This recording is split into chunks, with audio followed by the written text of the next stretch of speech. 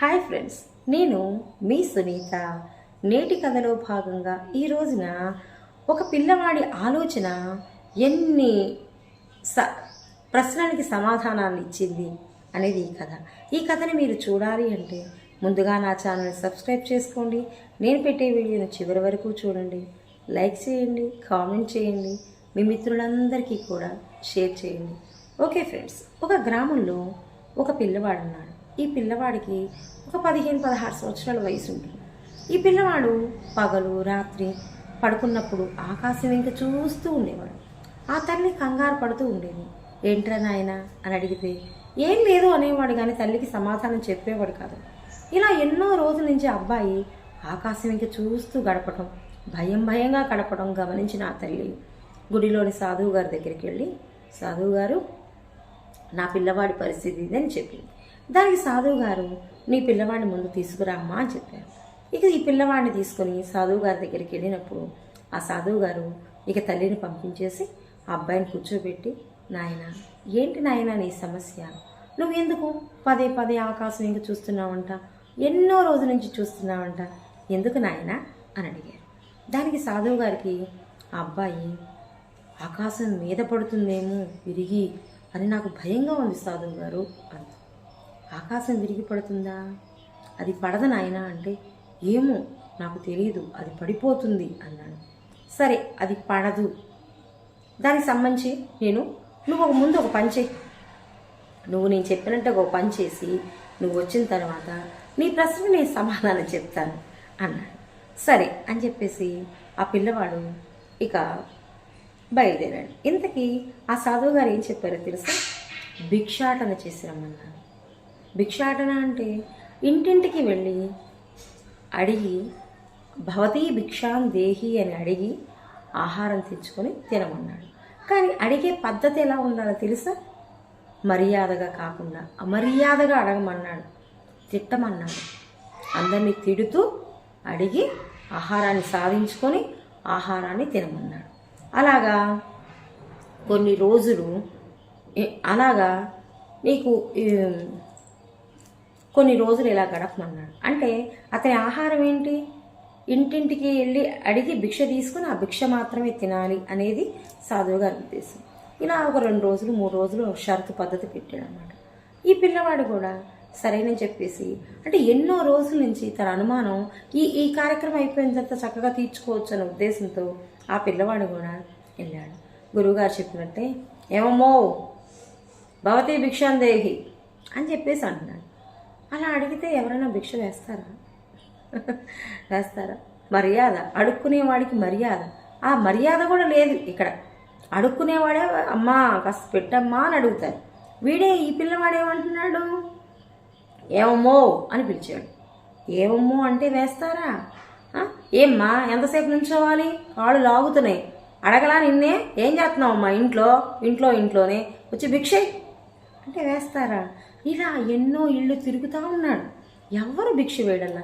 ఇంకా వచ్చి బాగా తిడుతున్నారు, శాపనార్థాలు పెడుతున్నారు.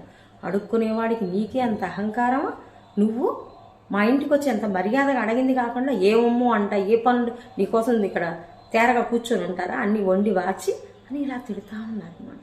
అలాగా మొదటి రోజు ఆహారమే లేదు. అలా 2వ రోజు తిరిగాడు ఆ కుర్రాడు. అలా తిరిగి సొమ్మసిల్లిపోతున్నాడు, వేసారిపోయాడు. ఆహారం లేదు అబ్బాయికి కూడా సహనం ఇంకా చికాకు. ఫస్ట్ నటించిన వాడల్లా ఇప్పుడు ఇక నటించాల్సిన అవసరం లేకుండానే ఇక కోపం వచ్చేస్తుంది. ఏమ్మా మిమ్మల్ని అడిగింది ఒక ముద్దే కదా, ఆ ముద్ద కూడా వేయడానికి ఇన్ని మాటలు మాట్లాడుతున్నారే, ఎందుకేయాలి నీకు ఆ ముద్ద, పోరా పో అని చెప్పేసి ఇలా అరుస్తున్నారు.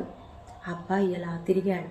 అలా రోజు గడిచింది, 2వ రోజు గడిచింది, 3వ రోజు ఇంకా అలసిపోతున్నాడు. కానీ గురువుగారి మాటలు గుర్తొచ్చినాయి.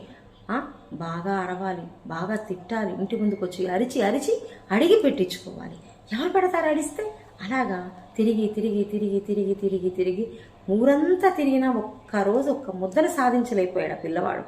అలాగా ఒక బజార్లోకి వెళ్తే ఇలా మొదలెట్టాడు. ఇంకా బాగా 11-12 మంచి అగ్గి వేడెక్కింది, వాతావరణం వేడిగా ఉంది.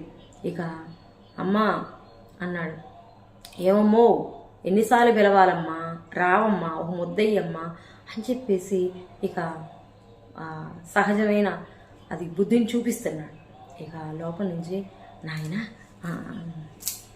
నాయన బాగా పనిలో ఉన్నా నాయన, వస్తున్నాను నాయన అని చెప్పేసి ఒక పళ్ళెంలో ఇస్తట్లో వేడి వేడి అన్నం తీసుకొని చక్కగా ఇస్తరు తీసుకొని వేడి వేడి అన్నం కూరలు అన్నీ తీసుకొని నాయన బాగా ఆకలి మీద ఉన్నట్టున్నా కూర్చో నాయన, కూర్చో, సేద తీరు అని చెప్పేసి వాళ్ళ అరుగు మీద కూర్చోబెట్టి అంత ఆకేసి చక్కగా మంచినీళ్ళు వస్తారు అన్నీ వేసి అన్నం పెట్టి అన్ని కూరలు వడ్డించి కడుపు నిండా తిన్నాడు.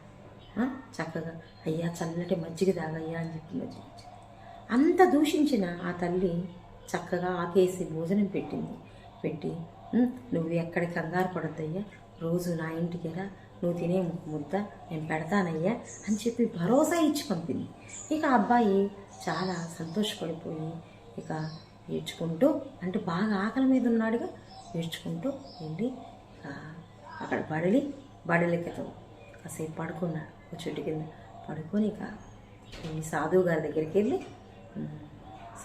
సాధువు గారు 3 రోజులు నాకు ఇలా లేదు, ఇక పోసకొచ్చినట్టుగా ఈ ప్రతి ఇంటి ముందు జరిగిందంతా చెప్పుకుంటూ ఆ అబ్బాయి ఆ భోజనం ఇవాళ దొరికింది నాకు, ఇవాళ తిన్నాను గురువుగారు అని చెప్పి అలా కూర్చున్నాడు. అప్పుడు అన్నారు గురువుగారు, ఆమెనయ్యా ఆకాశానికి గుంజ అన్నాడు. ఆకాశానికి గుంజ అంటే అదేనయ్యా, ఆకాశం ఒక పందిరి కదా, ఆ పందిరికి ఇప్పుడు నీకు భోజనం పెట్టిందే ఆమెనయ్యా ఒక గుంజ. సహనమూర్తి, త్యాగశీలి, సత్యం పలికి ఆమె పరులకి ఎదుటివాడి బాధని తన బాధ అనుకొని నీ కడుపు నింపింది చూడు. నువ్వు తిట్టే తిట్లో ఆమెను బాధించలా, నీ యొక్క విధానం ఆమెని ఇబ్బంది పెట్టలా.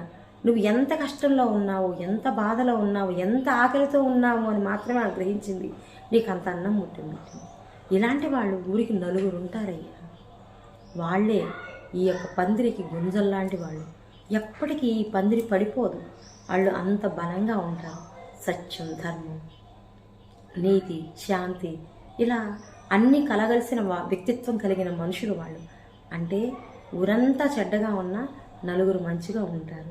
ఆ 4 ఈ యొక్క పందిరిని కాపాడుతూ ఉంటారు. మనం అంటే పాపం చేసే అందరినీ ఈ యొక్క లోకానందరినీ కాపాడేది అలాంటి 4 మహాతల్లులేనయ్యా అని చెప్పేసి అన్నమాట. అంటే అందరూ నేను చేస్తేనే జరిగిపోయిద్దా అంటారు. కాదు, ఇక్కడ సత్యం, ధర్మం, నీతి, శాంతి ఇలా అన్నీ ఉండాలి. ప్రతి మనిషిలోనూ అవి ఉంటాయి, ఉండకపోతాయి. ఎదుటి వాళ్ళతో నీకెందుకు? నువ్వు సత్యంగా, ధర్మంగా, నీతిగా, నిజాయితీగా ఉన్నప్పుడు అది నీకు చాలా మంచి.